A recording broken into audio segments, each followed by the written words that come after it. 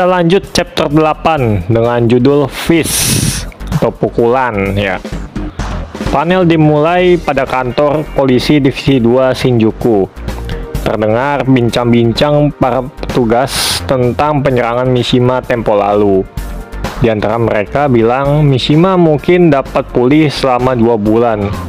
Dan mereka juga berkata Mishima di saat itu sedang kelelahan, sehingga kejadian penyerangan itu bisa terjadi.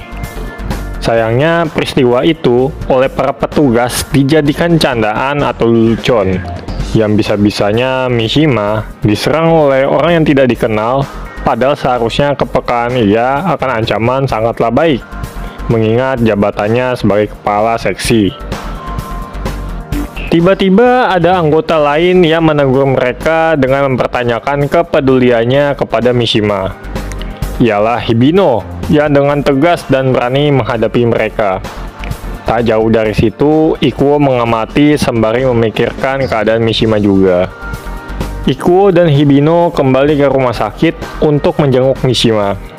Sebelum mereka berdua masuk, ternyata sudah ada Minowa yang menjenguk terlebih dahulu. Minowa menceritakan kebaikan Mishima serta bagaimana ia percaya kepada Minowa meskipun berkali-kali menangkapnya. Dengan Minowa yang mulai menangis, ia berharap Mishima dapat kembali pulih karena Mishima lah satu-satunya yang mempercayai ia dapat bertaubat suatu hari nanti. Mendengar pengakuan dari Minowa, Ikuo terpacu untuk menangkap si penyerang Mishima. Sepanjang jalan, Hibino dan Ikuo mencari petunjuk dari si penyerang terkait ciri-ciri dan motif si pelaku kepada penduduk sekitar. Di sela-sela mereka beristirahat, Hibino memikirkan cara pelaku menganiaya Mishima dengan kejam tanpa menggunakan apapun.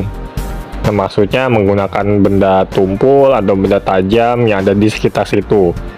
Karena luka yang didapat sangatlah parah, sehingga Hibino berkesimpulan si pelaku memakai tangan kosong dan pukulannya sangatlah mampu membuat korban kehilangan nyawa.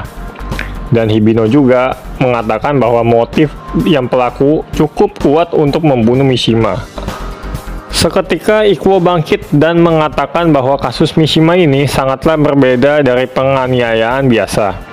Bahwasanya petunjuk yang dikatakan serta motivasi yang Mishima berikan kepada Ikuo lalu membuat ia berkesimpulan bahwa sang pelaku adalah orang yang pernah ditangkap oleh Mishima sama seperti Minowa, tetapi berbeda orang. Nah loh, Ikuo pun bertekad menuntaskan kasus ini tanpa meminta bantuan Tatsuya seperti kasus sebelum-sebelumnya. Di sebuah malam, ada seorang pria yang sedang pulang dari tugas dinasnya. Terlihat ia sangat kelelahan dan ingin cepat pulang untuk mandi dan tidur. Sambil bersenandung, ia berniat untuk molor sepanjang hari karena besok ia mendapatkan jadwal libur. Tidak jauh di belakangnya, ia diikuti oleh orang misterius yang sepertinya rupanya sama dengan orang yang menyerang Mishima di chapter kemarin. Orang misterius itu pun membuka perawakannya. Tampangnya seperti konten kreator yang sudahlah ya. Ternyata pria yang ingin pulang tersebut menjadi target dari penyerangan si pelaku kali ini. Ia juga bilang bahwa kali ini tidak akan mengulangi kecerobohan yang sama dengan apa yang ia lakukan kepada Mishima sebagai korban pertamanya tempo lalu. Hal itu ia lakukan karena dendamnya kepada Mishima dan satu temannya yang berani menangkapnya di masa lalu. Saat si pelaku ingin melancarkan aksinya, Ikuo dan Hibino tiba-tiba berada tepat di belakangnya dan memintanya untuk memberi keterangan atas penyerangan petugas di kantor polisi. Nama si pelaku itu pun akhirnya diketahui bernama Kashima Masaru. Kashima Masaru kaget.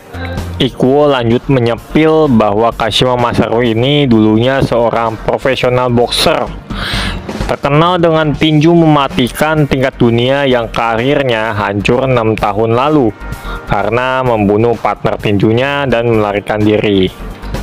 Meskipun kasus dari Kashima Masaru ini tidak ada saksi yang melihat, Kepala Seksi Investigator Kaoru Mishima waktu itulah yang berhasil membuka tabir kasus itu dan menangkap Kashima Masaru. Kashima Masaru berpura-pura tidak mengerti apa yang dimaksud mereka berdua, tetapi dimentahkan oleh Hibino. Hibino juga menambahkan bukti bahwa dari banyaknya pelaku yang ditangkap oleh ketua Mishima, Kashima Masaru ini adalah orang yang mencurigakan karena dalam pernyataannya ia mengancam akan membalas para polisi yang berani menangkapnya. Ditambahkan Hibino, pria yang tadi kita lihat kecapean dan mau langsung pulang untuk molor seharian itu bernama Arimura yang merupakan rekan Mishima yang menangkap Kashima Masaru di tempo itu. Lalu jika memang benar, maka Arimura merupakan target kedua dari si pelaku yang menyudutkan dan meyakinkan bahwa Kashima Masaru ini adalah pelaku penyerangan yang sebenarnya. Ketika Hibino melanjutkan bicaranya, Kashima Masaru justru menyerang Hibino dan mencoba melarikan diri. Ikuo mengejar Kashima Masaru hingga saat Ikuo berbelok di sebuah persimpangan, sebuah pukulan tiba-tiba menghantam Ikuo. Untungnya berhasil ditahan oleh kedua tangan Ikuo. Kashima Masaru sesumbar bahwa lengan kanan dari Ikuo pasti sakit akibat pukulannya. Dan saat Kashima Masaru melancarkan pukulan pamungkasnya, justru hal yang tidak ia dan kita juga sangka bakal dilakukan Ikuo, yaitu sama-sama beradu pukulan coy, buset dah. Nah, saat kita melanjutkan panel, justru kepalan tangan dari Kashima Masaru yang hancur akibat pukulan dari Ikuo. Gila, sampai retak gitu guys, buset. Kashima Masaru kesakitan, kaget dan tidak percaya label pukulan mematikan tingkat dunia justru yang dimilikinya tidak berdaya menghadapi Ikuo. Pembahasan Kashima Masaru pun diurungkan akibat aura mematikan yang terpancar dari babang Ikuo kita ini.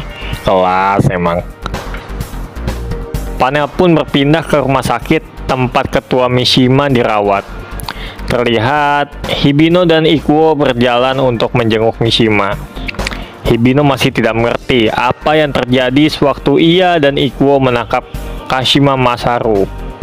Tindakan Ikuo yang tidak disangka oleh Hibino dan bagaimana si pelaku tiba-tiba kooperatif dan menyerahkan dirinya sungguh di luar perkiraan Hibino.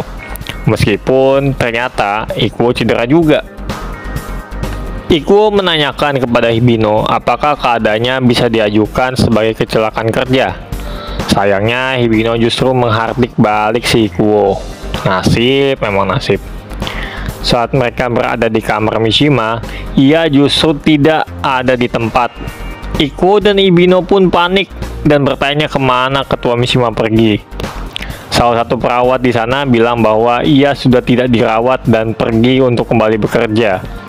Meskipun sudah dihalangi bahwa keadaannya belum pulih benar, Mishima tetap ngotot untuk pulang karena ia tidak bisa beristirahat di saat kasus-kasus kejahatan terus terjadi. Mereka pun kagum akan dedikasinya sebagai ketua seksi investigasi Divisi 2 Shinjuku. Sang perawat juga bilang bahwa Mishima memiliki sebuah investigasi penting di sebuah jalan rahasia. Hibino tidak mengetahui investigasi macam apa dan jalan rahasia apa yang ada di sekitar Shinjuku. Pikiran ia justru menebak bahwa kedai Minowa jalan rahasia yang dimaksud Mishima, di samping Ikuo yang tersenyum lega. Hibino pun berubah ketakjubannya akan dedikasi ketua Mishima dan menyuruh Ikuo untuk kedepannya mengirim Mishima ke ruang perawatan intensif agar tidak mudah kabur lagi. Nah, akhirnya kasus penyerangan ketua Mishima pun selesai.